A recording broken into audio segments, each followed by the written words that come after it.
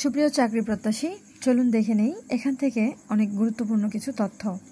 পুর বলতে একজন গরিবকে বোঝাচ্ছে, পুর বলতে একজন গরিবকে বোঝাচ্ছে, আর এটি সাধারণত অ্যাডজেক্টিভ হয়। যখন দ্য পুর বসবে, মানে পুরের সামনে দা বসবে, তখন কিন্তু এটি কাউন্টেবল প্লুরাল কমন নাউন হয়ে যায়, আর তখন এই দা পুরের অর্থ এসে দাঁড়ায় গরিবরা। তখন এটি কিন্তু বহু বচনে প্রকাশ হয়। পুর বলতে একজন গরিবকে বোঝায়, দা পুর বলতে গরিবরা, অর্থাৎ বহুবচনকে বোঝাচ্ছে, অনেকজনকে বোঝাচ্ছে। ঠিক সেরকম পুর বলতে গরিব একজন কিন্তু দা পুর বলতে গরিবরা, রিচ বলতে ধনী, দ্য রিচ অর্থ ধনীরা।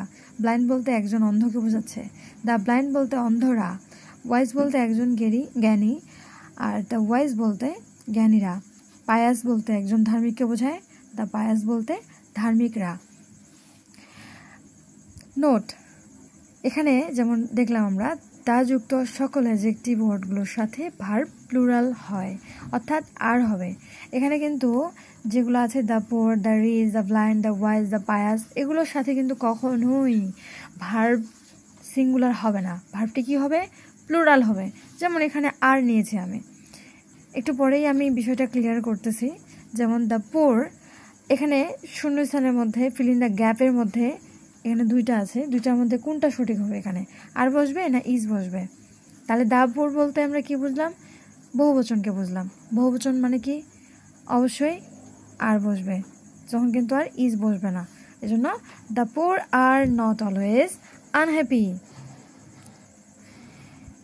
এই যে এটা, যেমন এখানে অ্যাডজেক্টিভের সাথে কোনো প্লুরাল হয় না। অ্যাডজেক্টিভের কি কোনো প্লুরাল হয়? হয় না। যেমন পায়াস, আর যেমন পোর্স, গুডস, বিউটিফুলস, ট্যালেন্টস, এগুলোর সাথে কিন্তু কখনোই কি হয় না? অ্যাজ হয় না। অ্যাজ হলে একটু ভুল হবে, কারণ adjectives does have plural form.